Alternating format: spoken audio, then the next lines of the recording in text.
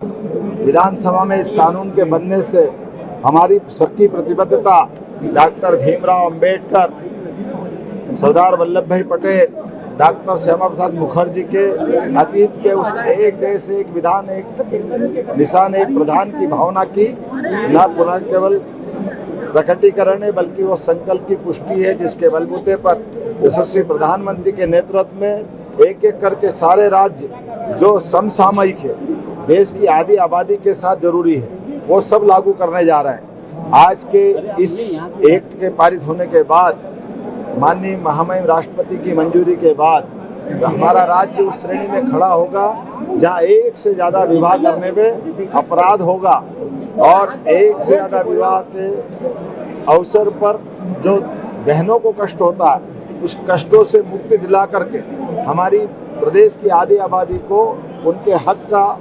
समर्थन सरकार के माध्यम से होगा।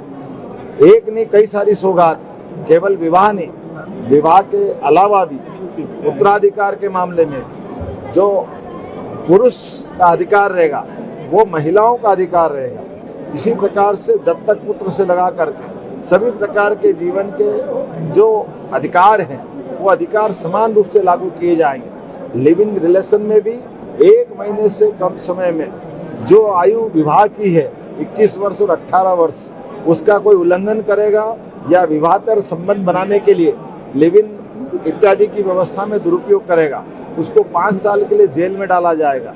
हमारी सरकार नैतिक आधार पर भी और वैसे भी पूरे देश के अंदर माननीय मोदी जी के नेतृत्व में जब कई प्रकार के समसामयिक सुधारों का सिलसिला चल रहा है, ऐसे में बड़े राज्यों की आबादी में मध्य प्रदेश आज ठोस कदम उठा करके एक समान नागरिक कानून को पास कराते हुए एक नई ऊंचाइयों तक पहुंचा है। मैं अपनी ओर से आज पूरे प्रदेश को बधाई देना चाहूंगा और कांग्रेस से प्रश्न पूछना चाहूंगा कि कांग्रेस हमेशा हिंदू मुसलमान में क्यों अंतर करना चाहती है। राम और रहीम दोनों को हम अगर एक चश्मे से देखना चाहते हैं तो दोनों में भेदभाव क्यों होना चाहिए। हम सब भारत माँ के लाल, भेदभाव का कहाँ सवाल। दोनों भाई भाई के बीच लड़ाने का काम कांग्रेस ने वर्षों तक किया है और वर्षों के उस गलत कारण से भारत के अंदर अतीत के काल में जब आजादी मिली तो देश का बंटवारा कांग्रेस की इसी गलत मानसिकता के कारण से हुआ है। मध्य प्रदेश की धरती पर भी ये जो गलत कानून बनाने की, खास करके विदेशी शासन पद्धति के आधार पर शासन चलाने की जो भूमिका जगदीशपुर को इस्लामपुर बना करके की गई थी, उस धरती पर ही हमारी कैबिनेट ने निर्णय किया कि शरिया कानून के बजाय एक समान कानून लगना चाहिए। मुझे इस बात की प्रसन्नता है आज मध्य प्रदेश की विधानसभा ने एक समान कानून लगा करके क्या हिंदू क्या मुसलमान सबके जीवन में बेहतरी का अवसर मिलना चाहिए। और जो कानून लगाया गया उस कानून के लिए जो कमेटी ने रिकमेंडेशन हासिल की थी, 10 लाख से ज्यादा सुझाव लिए गए, 76% से 76% से ज्यादा मुस्लिम बहनों ने जिस कानून का समर्थन किया, 95% से ज्यादा समूची आबादी ने ये दोनों कानूनों को, हमारे कानून सुधार का समर्थन किया। 92% से ऊपर की आबादी ने, चाहे ईसाई हो या कोई और अन्य धर्म के, सबने इसका समर्थन किया। 40% मुस्लिम भाइयों ने भी समर्थन किया। आइए हम सब मिलकर के विकास के साथ साथ ऐसी कई विसंगतियों को दूर करने के लिए आगे बढ़े। मैं अपनी ओर से राज्य की जनता को बधाई देना चाहूँगा।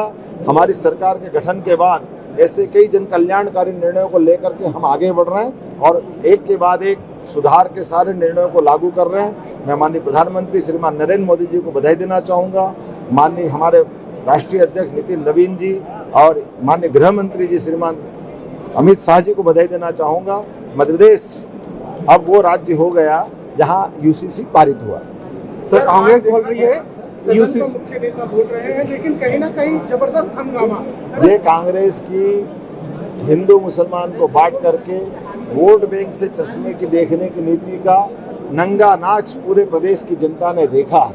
कांग्रेस को जब एक समान कानून लगाने की कमेटी में राजनीतिक दल के आधार पर बुलाया गया, लेकिन कांग्रेस मैदान छोड़ के भागी।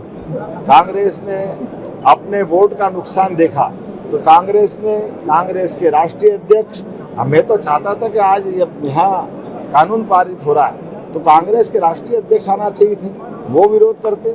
कांग्रेस के प्रदेश अध्यक्ष आना चाहिए था, वो विरोध करते, वो विरोध नहीं कर रहे हैं। वो विरोध कर रहे हैं आगे आरिफ मसूद जी को आगे कर रहे हैं। क्यों? क्योंकि उनको लगता है कि इससे हिंदू मुसलमान के वोट का फर्क पड़ेगा।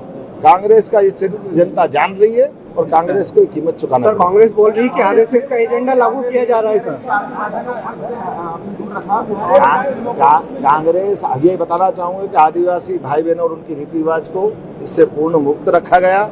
लेकिन कांग्रेस बताए ना, कांग्रेस बोले कि हाँ ये मुस्लिम बहनों के लिए किस तरह का कानून है। कांग्रेस हिंदू के बारे में क्यों नहीं सोचती है? कांग्रेस केवल एक वर्ग के वोट बैंक के बारे में क्यों सोचती है? और कांग्रेस इसी की कीमत चुका रही कि पूरे देश के 80% से ज्यादा भूभाग पर कांग्रेस का पत्ता साफ हुआ है। आज हमारी राज्य की विचारधारा वाली राष्ट्रवादी सरकारें देश के 76% से ज्यादा हिस्से पर अपनी सरकारें सफलता के साथ चला रही है। सर, कांग्रेस बोल रही है कि आरएसएस का एजेंडा लागू किया जा रहा है सर। अरे तो आरएसएस का एजेंडा अगर राष्ट्रवादी है तो एक बार नहीं 100 बार करेंगे। आपके राज्य की खबरें, आपके शहर की खबरें सबसे पहले जानने के लिए देखते रहें अमर उजाला। चैनल को सब्सक्राइब जरूर कर लें और पाएं हर अपडेट।